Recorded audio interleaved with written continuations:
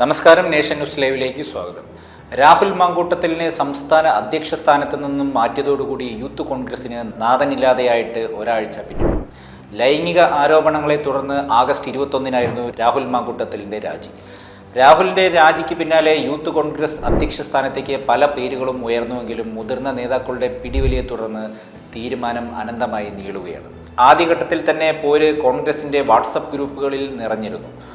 ബാഹുബലിയെ കട്ടപ്പ പിന്നിൽ നിന്നും കുത്തിയതുപോലെയാണ് തങ്ങളുടെ പ്രസിഡന്റിനെ ഒരു വിഭാഗം ദ്രോഹിച്ചതെന്നായിരുന്നു യൂത്ത് കോൺഗ്രസിലെ രാഹുൽ ഷാഫി സഖ്യത്തിലുള്ളവരുടെ ആരോപണം.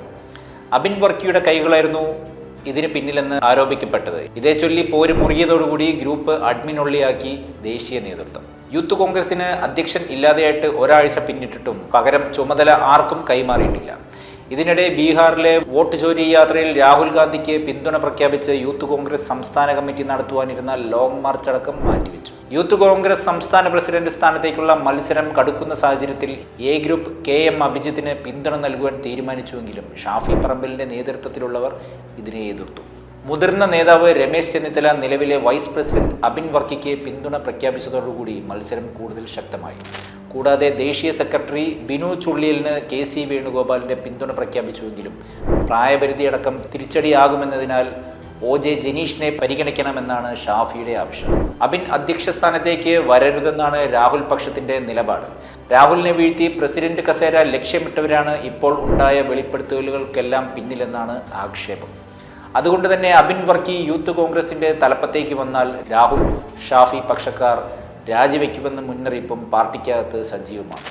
എന്നാൽ ഒരു വനിതയെ യൂത്ത് കോൺഗ്രസ് അധ്യക്ഷയാക്കി ഇപ്പോഴത്തെ നാണക്കേട് പരിഹരിക്കണമെന്ന ആവശ്യവും പാർട്ടിക്കുള്ളിൽ സജീവമാണ്. തദ്ദേശ സ്വയംഭരണ തിരഞ്ഞെടുപ്പ് അടുക്കുന്ന സാഹചര്യത്തിൽ അടുത്ത പ്രസിഡന്റിനെ തീരുമാനിക്കുന്നതിൽ സാമുദായിക സമവാക്യവും പ്രധാന ഘടകമായേക്കാം.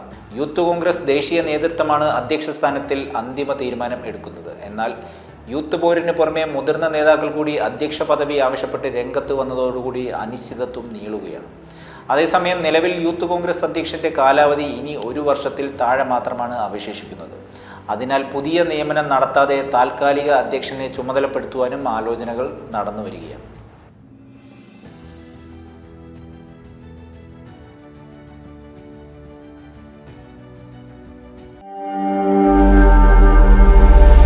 നാഷൻ ന്യൂസ് ലൈവ്, സത്യം, ചരിത്രം, വർത്തമാനം.